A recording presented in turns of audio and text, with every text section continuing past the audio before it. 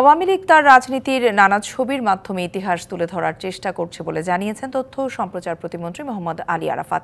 শুক্রবার রাজধানীর তেজগাঁওয়ের ঢাকা জেলা আওয়ামী লীগ আয়োজিত ইতিহাসের গতিধারায় বঙ্গবন্ধু থেকে শেখ হাসিনা শীর্ষক সংবাদ চিত্র প্রদর্শনী অনুষ্ঠানে একথা বলেন তিনি আরও বলেন, নতুন প্রজন্মের কাছে আওয়ামী লীগের ইতিহাস ঐতিহ্য তুলে ধরতে হবে।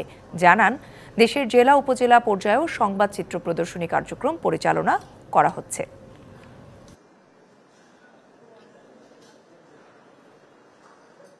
মুক্তিযুদ্ধের চেতনার পক্ষে চেতনাকে ধারণ করা, লালন করা এবং জনগণের মধ্য থেকে জন্ম নিয়ে জনগণের মধ্যে বেড়ে ওঠা আর কোন দলকে আছে মূলধারায় বাংলাদেশে? আমার আহ্বান থাকবে নতুন প্রজন্মের কাছে, আপনারা সবাই মিলে বলবেন যে এই দলে যুক্ত হতে, এই দলের সাথে সম্পৃক্ত হতে, আগামী দিনের জন্য স্মার্ট বাংলাদেশ, স্মার্ট পৃথিবীর সামনে স্মার্ট আওয়ামী লীগ হিসেবে আমরা আওয়ামী লীগকে গড়ে তোলার জন্য। নগদের কাছে সব গ্রাহকই প্রিয়, তাই তো সারা দেশে ক্যাশ আউট চার্জ সবচেয়ে কম।